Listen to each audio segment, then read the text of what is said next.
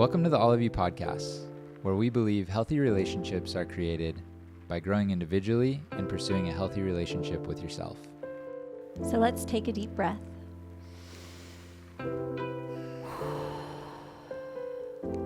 Settle in and grow together. How are you? I'm good. I'm happy to be back. Day 2 in a row of podcasting with you. We recorded yesterday. We did an entire episode on denial, and then we woke up this morning and went, wait, we left out so much. So much left unsaid. Yeah, we do that a lot, I would say, with that's one of the hardest things about podcasting is you just you've realized you wanted to say so much more, and it's conversational, so it's hard to necessarily come in with like a full plan, because one of us might skew the plan. Usually me. You are the plan skewer. I would love a plan. Well, to set the tone, I think that episode will come out, and then we'll probably put this out a week later. But so if you haven't listened to Denial Part 1, whatever we choose to name it, this is Denial Part 2.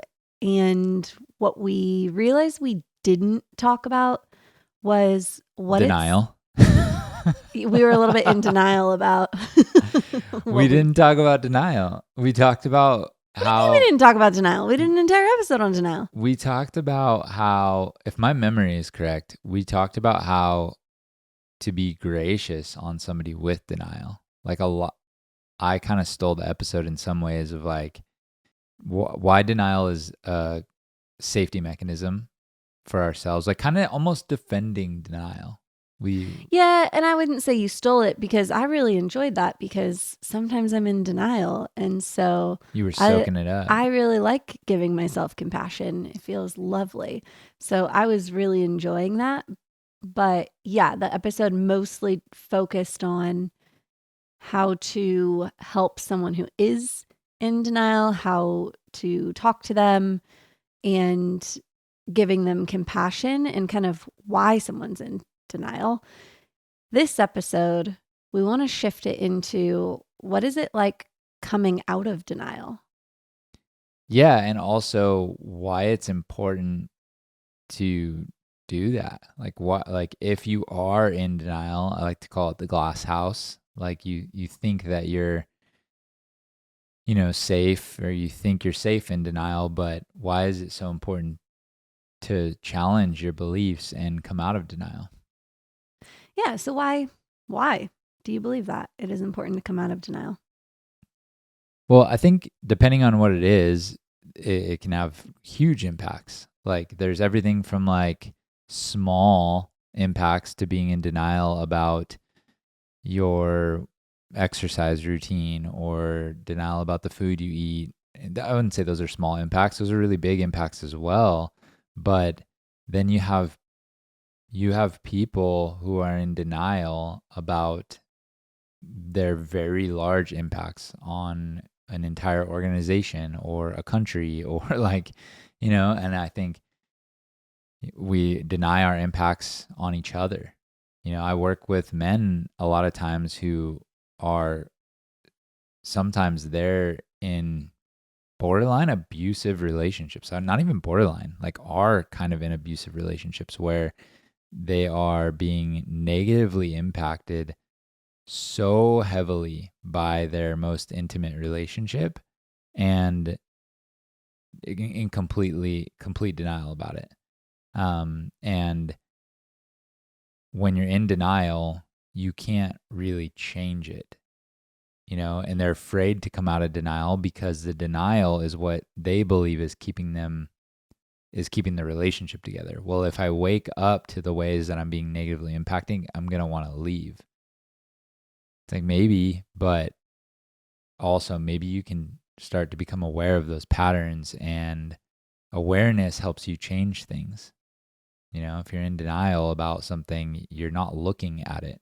That's kind of what denial is it's like your zipper's down and you're just not even looking. Like you don't know, you're in denial about the thing that you have, or the negative impacts in your life.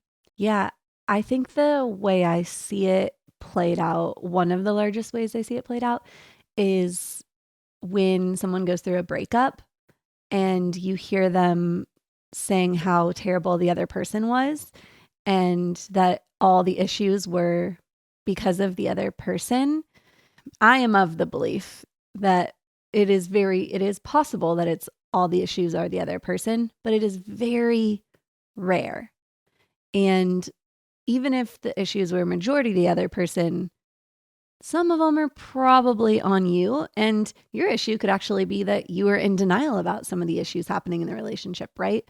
So when someone is in denial that they negatively contributed to a relationship ending, like let's say someone gets a divorce and they say it's all one partner's fault and not theirs, that denial is a coping mechanism that makes them feel like, okay, I'm going through insane amounts of grief right now and loss and pain.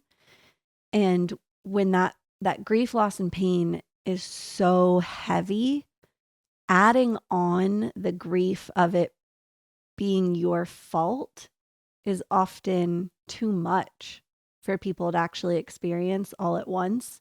It's like I'm already feeling like I'm losing love and or the loss of family or the loss of the perceived future I was going to have, and then you want to layer that with and it's my fault. That keeps people in denial. And that's why they say, oh, it's the other person's fault, because it's so hard to feel that it's your fault. But coming out of denial is grief. In that initial step, it's so much grief because you're grieving the fact that you are in the position you're in because of your actions. You're receiving the consequences of your own actions is kind of the initial stage of coming out of denial, depending on what you're coming out of. And so it's dark at first and it's painful. And that's why denial, when you're coming out of it, is a slow process instead of like all at once, because it's so much to grieve all at once. But then where it switches from grief into like freedom and liberation is when you learn, okay, part of this was my fault because of the decisions I made. Now I can learn from that and I can choose differently and I can grow.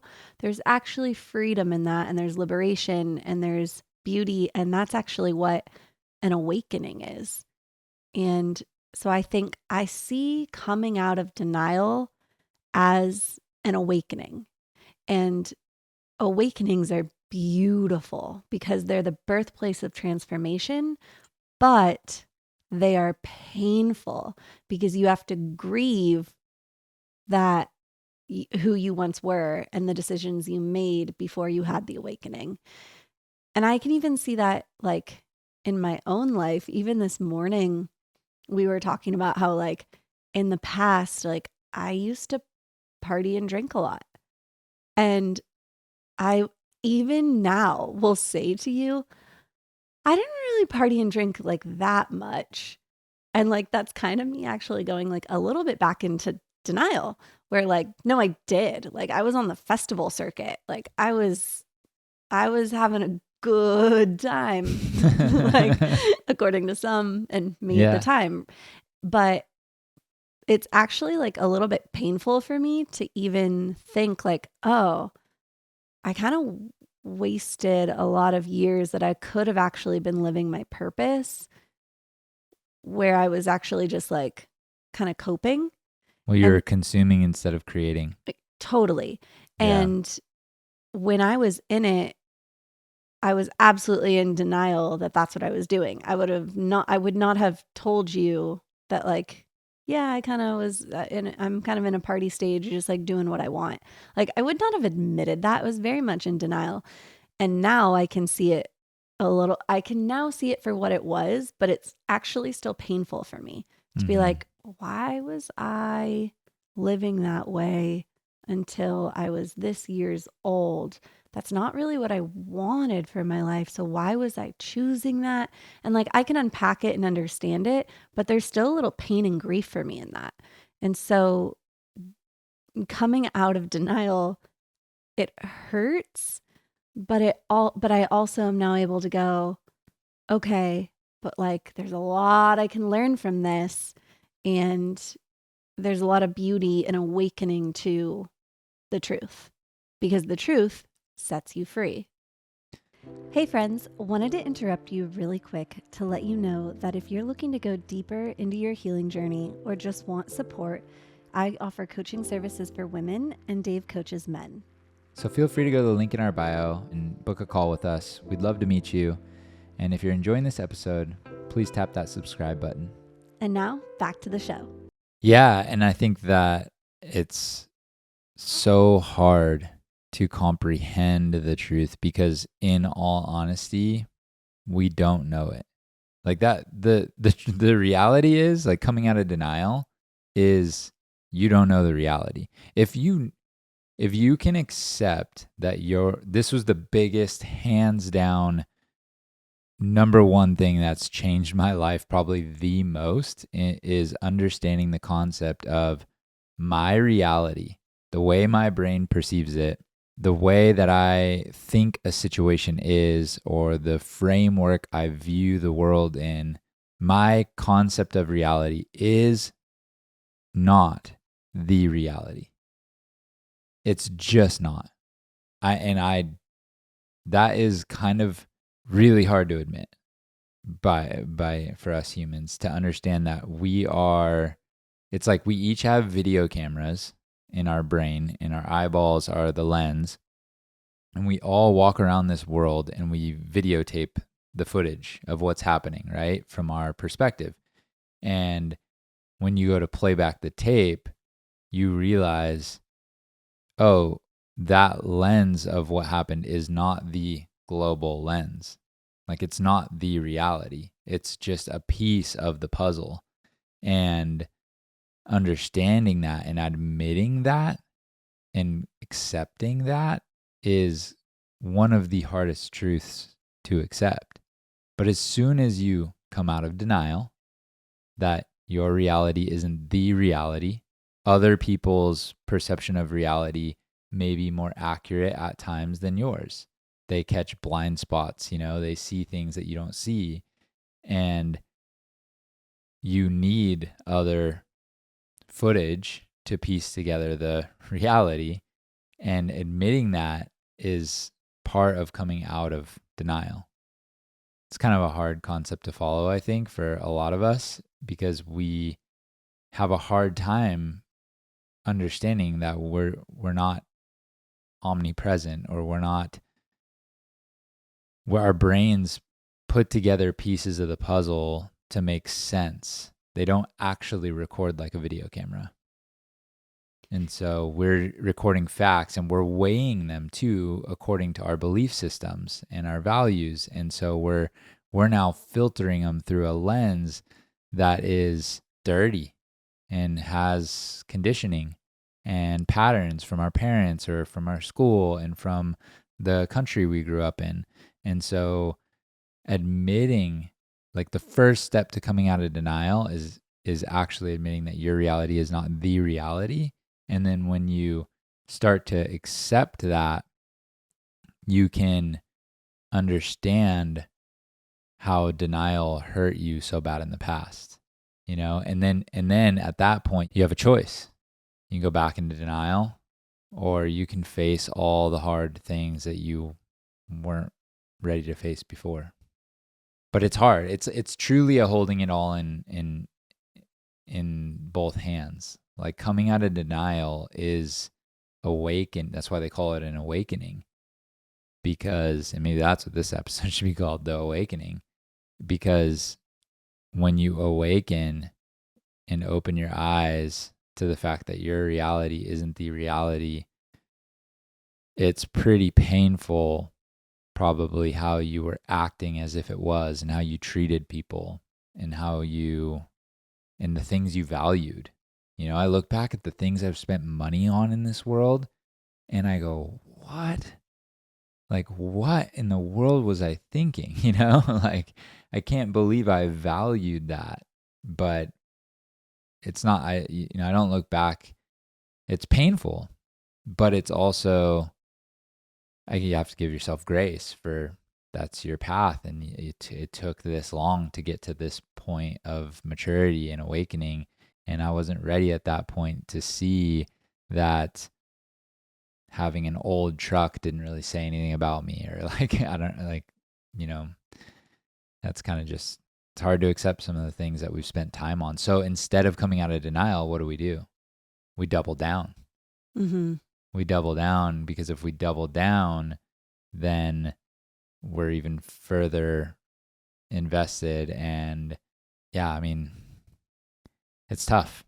It's the constant battle, is trying to stay awakened and also understand that you could be doing things right now. Like I said, my reality is not the reality. So I could be doing things right now that a year from now I go, what in the world was I doing? And that's okay. Well, hindsight's always 2020. Like, Mm-hmm. and that's, I think, a part of accepting that we're always going to make mistakes and learning to be okay with that. I struggle with that with my perfectionism. Like, I want to always be perfect. And that really just keeps you stuck. And that keeps you in denial, because if we want to believe that we're perfect and we don't make mistakes, then we believe that the things we've done in the past that actually could be valuable learning lessons aren't learning lessons. They were what we should be doing. And then you're kind of doubling down on the denial and not actually getting the awakening or the lesson. Yeah. I asked you yesterday at the end of the episode, so I think if we would have stayed on longer, it would have led to this continuation of this conversation. But I asked you, like, what are the two things, or what are the things that you would suggest for people that are trying to come out of denial? And I can't remember exactly how you answered it. Do I you don't know remember? what I said yesterday. Really? You don't remember? I don't even know what I ate yesterday. um, if you didn't say this, it might be repetitive, but because you may have, but I was like, I'm just thinking about it. This is why going inward is the answer to coming out of denial. Like, so many people, when I ask them questions of like, or they'll even be like people that, come to me for coaching, they'll be torn between decisions. They're like, should I do this, or should I be communicating with my ex or not? And it's like, that's not the question to ask. The question is so much deeper into knowing what you want and need. So like, my question is always, well, do you want to be with your ex or not? And they truly do not know. They truly do not know. Most people don't know when they're in the middle of a divorce or breakup if they want to be together or not. And that's the number one problem, because if you don't know what you want, you can't go get it. So you're just and then you're inconsistent. And what is an inconsistent man is going to lose his woman 100% of the time, I would say. So if you have to make a decision, like, do you want to be with this woman or not? And you have to decide. And because it's two different activities, you're like, the way that I would coach you if you want to try to pursue your wife or your partner versus go through a breakup is very different. How you should act, yes, you shouldn't communicate with her if you're trying to move on. If you're trying to woo her back, you probably need to let her know that you love her and want her back, right? So like, deep down, knowing what you want at a core level in life is super important, because then everything else can kind of fall into that. And coming out of denial is a lot like that, because it's going inward to ask yourself these questions, like, what do I actually want? Because we can convince ourselves of anything. We can convince ourselves that we want to be more fit, but then we can convince ourselves to eat whatever diet, like unhealthy diet we're eating, and we're living double-minded lives.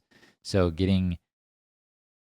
coming out of denial is a lot about like going inward and facing these hard questions within yourself, and so that you can actually get curious about your own perception. Because if you don't know yourself, how can you really understand the world around you? Yeah, it's not that I disagree with that. I just think that for the for the majority of my life, when people would say like exactly what you said, like you need to know yourself, my response would be like, "What are you talking about? I'm with me all day. I know me." Like Oh, you used to tell me that all the time. I know me. Like that I Okay, can understand what I you're saying now, but old me would be like, what is the mumbo jumbo woo woo this guy's spouting can I over play there? with you there though? Yes, I'm inviting you to because I think Yes, that's important. I'd love that. Listen to yourself. Not just you, but like anyone. Listen to how you're answering questions. Are you answering like when somebody's like, "What do you want to do today?" Or do you want to be with your ex or not? Do you want to be with the partner you're currently dating or not? How certain are you that you know the answer?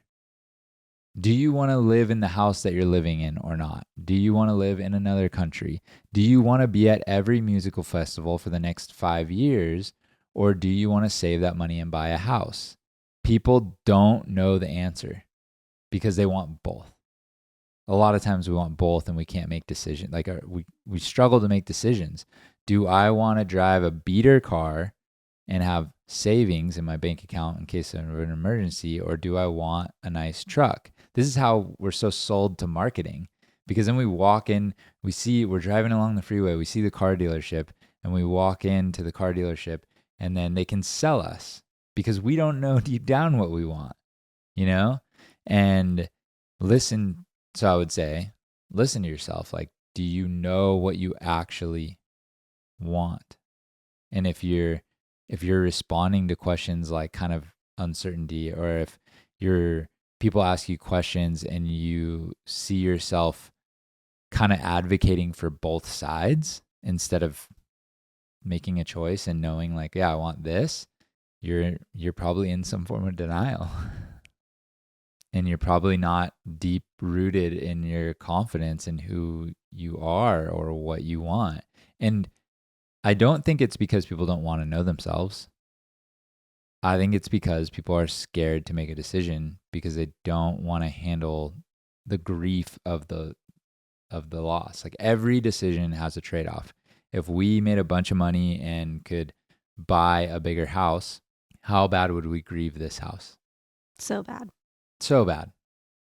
If, your car had problems and you had to get a new car and you got a way nicer car, would you still grieve the car that you've driven around for a while? Like Yeah. everything comes with grief. When you're in a relationship and you know it's time to walk away from that relationship, we expect the easy decisions, the no-brainer decisions to not come with grief, and they do. Like everything has trade-offs. And so we're not prepared for that, and then we don't want to make decisions. So then we don't decide on things internally, and then internally we're double-minded and we're confused. And when we're confused on the inside, then we kind of are in denial and confused on the outside. So, how does this denial affect relationships? So many ways. I think you can be in denial about how someone's treating you and accept mistreatment because there's a fear of being alone or, yeah, fear of being alone. So you can stay with someone who isn't good to you because you're in denial about them not being good to you. It's also a point of so many fights is one partner is in denial about something and the other person's trying to bring them into awareness. Like if you can't afford to if you truly can't afford something and the other partner is like out there on shopping sprees and racking up credit card points, you're in denial about your financial situation, then the other person is bearing the weight and the stress of that. And now you've got a major conflict. So, not being in denial about your life circumstances, all of these things can create conflict, create misalignment in your relationship, and create a lot of disconnection. If someone is in denial about, I think a lot of it can be like, I don't drink that much. Like, my drinking habit doesn't affect you. I have a beer or two a night and then I go to bed. How does that affect you? And the other person can be like, it's majorly affecting me. You don't spend time with me. We never connect. And they're like, that's not true. I'm just having it at the dinner table. It doesn't affect you at all. Like, in denial about what the other person is saying about your habit can create tension, arguing, disconnection, and drift you apart. So I think denial in relationships is a major red flag. Yeah, like let's say, use the kind of example of we're video cameras. Like, I'm a video camera, you're a video camera, and we're walking around and recording different perceptions of life. Like, of course, you may go to work at a different job than I do, and so we have different meetings, we have different life, and then we come back and connect on, our experience. We share our experiences with one another. But then in the home, we're experiencing kind of a more similar thing going on, right? And so we have these expectations that the other person's film is the same as ours. Like we have this expectation that we're going to sync up in some way and make sense of it and agree on what happened or how, that's an expectation I think a lot of people have. And how many fights do couples get in and they yell at each other, that's not what happened. Yeah. That's not what happened. And like, yes, we are fully guilty. I have said that to Dave. You've said that to me. Like, that is not what happened. Yeah. And it's funny because we were in the same exact situation. And it's not that one of us is lying. It's just that we interpreted and saw it through our own unique lenses. But and that's therefore, why we didn't see it the same way. But that's why it's so wrong, I think, to pretend that your reality is the reality. Like, one of the biggest things that will frustrate me in an argument, if we're in one, is if you start to speak for me or say like, you thought this or you or that this. I would say is like your number one pet peeve with me. If I ever say what you said incorrectly, oh man. Because that's where it gets like, that's when I believe that you're in denial. Because I think you're in denial that your videotape, you're pulling out your videotape and you're like, watch the tape. And you're like, this is what happened. And I go, hold on. I have tape too. Our goal here is to listen to both tapes to determine reality, not spin off on one person's view of reality and try to argue that one is the reality. If you're doing that, you've already lost the fight. Like, your reality is not the reality. And if you're arguing that it is, you're never going to get anywhere, And I'm not saying that you're not closer. Like, I might be 99% right, my tape. But to pretend that it's 100, now I'm in denial.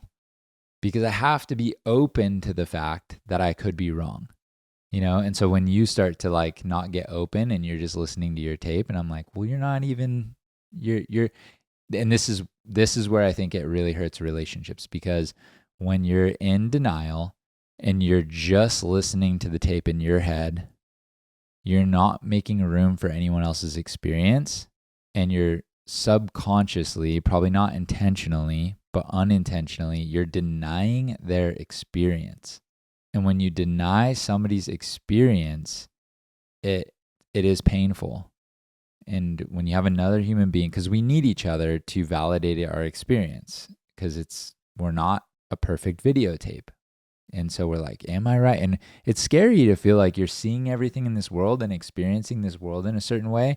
And then other people are telling you that you're experiencing it wrongly. Like we talked about yesterday, that's psychologically unsafe kind of.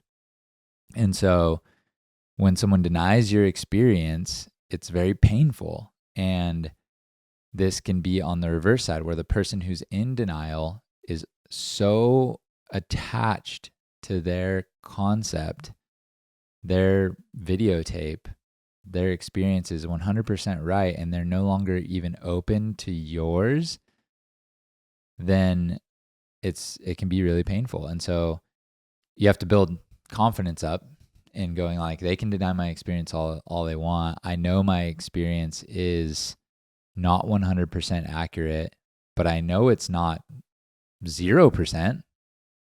Like I'm not zero. I'm not, the things I'm seeing aren't like totally off. I see blue over there. I see green over here. But when somebody's like, no, that's red and orange, you're like, what? And so you have to use the best relationships, I believe, are the ones where both people are like, hey, I see blue and green over there. And you're like, I see red and orange. And we both go, whoa, what do you think it really is? And we start investigating that and using each other's experience as like two angles of two video cameras with different angles of a reality, instead of like holding on to my reality is the reality. It's tough. It's so hard. Yeah, because I mean, I know all of this. And even still, I think that's where ego kind of comes out. It's really hard to admit that our reality isn't always the reality. That's the hardest step. But I'd say that's the biggest growth edge. Like I've never taken a bigger leap in my life until I realized that. I remember like almost the moment when I was in this course and I saw a sheet of paper. I was being explained to this and how we perceive things, and it was like through a bunch of like windows. Like there was like several layers to these, like you're viewing things through like a 10-layer window, and each window is your school teacher, your parents, your friends growing up in high school, the country that you were raised in, the political view you have, like all these things. It's all your perceptions. And an event happens over there and you view it through these lenses to determine what actually you think happened, and realizing like the better I can remove this conditioning and try to see it just for what it is, the closer I am to reality, with no judgments, but just like intaking it like with no preconceived notions. And I was like, whoa, I've not been viewing reality very well. I've been off base, and it like rocked my like world, you know? It was like my glass house broke down. But then I had this thing come in my head that's like, my reality is not the reality. And I remember saying this to myself for I've been saying it ever since. Yeah, your glass house is just all your experiences and lived experiences, your realities. And that's when you're looking outside of the house, you're seeing it through the lens of when you were bullied on the playground, or the lens of what your parents taught you at the dinner table, or what your teacher said to you one afternoon that shook you to your core, or what your friends all were doing when you were younger. There's all these lived experiences that form your eyes. Mm-hmm. And then that's when you're looking outside of the house, that's how you see things. And that's truly like, that's actually my entire perspective on Republicans versus Democrats and the hate they have for each other. I'm like, oh man, if you just put on each other's glasses, you would stop throwing grenades at each other and just see you're just fighting for your reality. Yeah, but think about what you're asking them to do now. You're thinking about them to put on the other pair of glasses, but that would that's asking them to come out of their glass house. Right. And right. that's very jarring and psychologically damaging if it happens too fast. And so you have somebody that grew up in a certain neighborhood with certain beliefs because of the trauma they carry and the perceptions they carry and the way they were raised. And so the way they see this world is shaped by painful experiences, and the perceptions and the glasses they have put on have been formed by layers. All those layers that make up that lens are protection mechanisms. So they now you're asking them to take the glasses off, and not just take the glasses off, but like put on someone else's. And it's painful and hard. And this is why I love being a relationship coach, because I believe relationships are the key to where this can actually be possible. Because who can make you feel safer than your intimate partner, where you share everything with? Like, we're not each other's therapists, but I mean, no one has impacted my life greater than you, and I don't believe anyone ever will. I spend so much time with you, and in having to accept your lens has been, and put on your lens of the world, has been so painful for me. But it's also what's helped me to take my lens off. And we can like come together and be like, hey, it's safe to take that lens off. Yeah. I think another way to paint this is a lens that I think that I've put, a lens of mine that I've had you look through, is explaining what it's like to be a woman in this world. Oh, big time. And I think that's, there's so much talk, and I don't really want to take the episode down this route of like Me Too movement and feminism. And there's so many different views and perspectives on it. And I think what's been really beautiful and unique in our relationship is me getting to share what my lens of being a woman is like, and your ability to be more compassionate because you're open to looking through my lens. Well, and vice versa. Like I would say, especially in our generation, women are craving that from men, and rightly so. They've been through so much, and a lot of it has been at the hand of men's mistreatment. But very few women are willing to look at the man's perspective and actually be like compassionate on through the lens of like what it is to be a man and what a man sacrifices to be with a woman. And I'm actually going to like even pause you right there, because I'm going to get very vulnerable and say, even hearing you say that is like tiny bit triggering for me. And I think it is for most women. They'd be like, hold up, buddy, stop right there. Like, we are the ones who have been, we couldn't even get our own credit card not that long ago. We couldn't buy a house. We couldn't even have careers. Like, we had to have you to be able to make it in this world. So like, there's a part of me that's like, okay, Dave, like, hold the phone. But I think it's important for me to admit that, because if allowing myself to get kind of activated and go, I'm actually admitting to you that I just felt in my body I wanted to dismiss your lens. Exactly. And that's important to admit, because you do have a perspective that is valuable for me to see and helps create connection between us if I choose to do that. But my own wounds and triggers can get in the way of that. And I actually like a little bit, I want to be in denial about the man's experience, because a little bit of my conditioning and experience has been like, like, you can go for a run in the park without worrying about getting murdered. Yeah. I can't. I have to run with mace. Like, that's what I want to say to you right when you say that. And so it's not a competition. I'm admitting how hard this is to actually be willing to experience someone else's lens. Yeah, and it's not a competition. And like, my complaint, or not complaint, but like, I'm not trying to say like I'm a victim. I'm not a victim. I'm a white male. Like, I'm not a victim. But I still have hardships. And if you don't want to listen to my hardships and see my experience, you can't connect to me. So, like, I won't feel like seen by you, you know? And so, if you want my attention and you want my connection, then you have to like be willing to take off your glasses, not for 100% of the time. I'm not asking you to wear mine all the time, but 1% of the time, every once in a while, you got to see the world through my eyes. And there's so much good.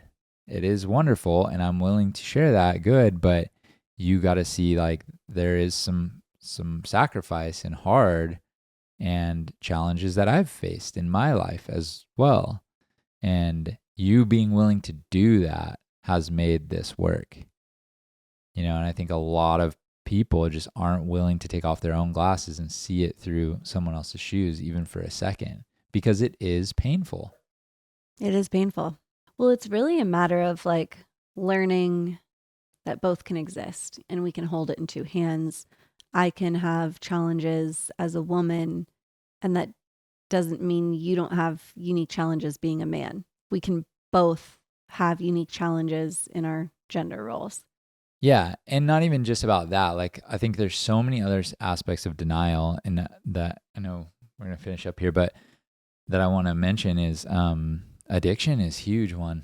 Like addiction and habits. Oh yeah, I don't know how we glazed over that. Yeah, like when we are coping, I mean, you kind of touched it about drinking, but I was in so much denial that I was an alcoholic, basically. Like, I don't even like saying that because my mind literally still has the pattern of justification in it. It's like, you only had, it's not like you were drinking a 6-pack every night. I was not drinking a 6-pack every night, but it was not weird if I didn't have my girls on a Wednesday or Thursday that I had 4 or 5 IPAs.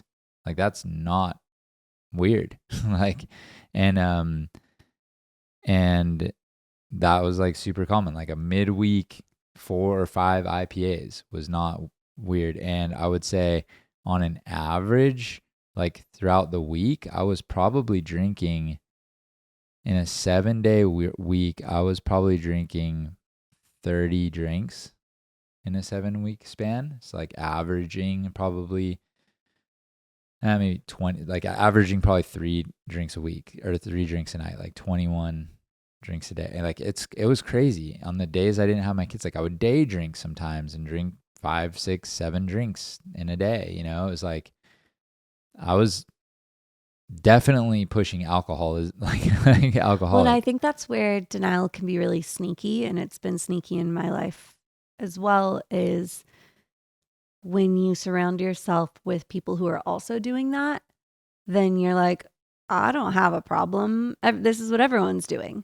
Yeah. And so it pushes you more in denial that you do have a problem because you don't see, like, your lens is such that, well, everyone else is doing it, so I'm fine.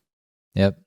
Yeah, the one time it would face me was when I'd go to the doctor's office, and on like the intake form, they'd be like, how many drinks do you have in a week? And I'd be like, I would always say 14 because I would like be like 2 drinks. I'll just say 2 drinks a day. Like, it's not that bad if it's 2 drinks a day, but that didn't count the weekends where I'd binge a little harder or Thirsty Thursday or something.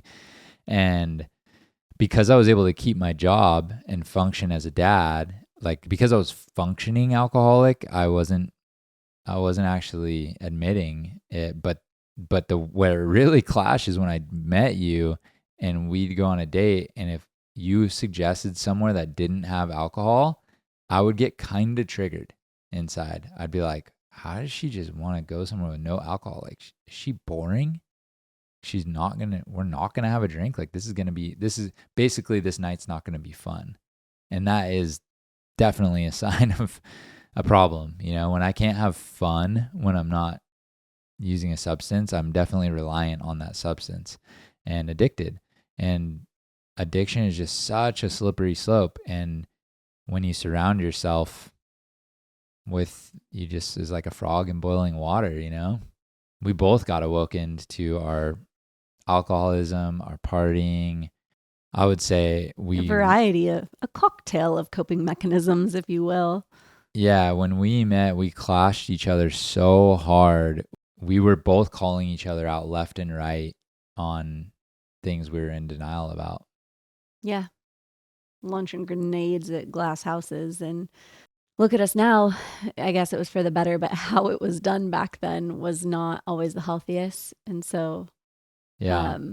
going back to last week's episode, there are ways to do it that are much more kinder than we did at the time. But I would say I am grateful for the grenades you launched at my glass house.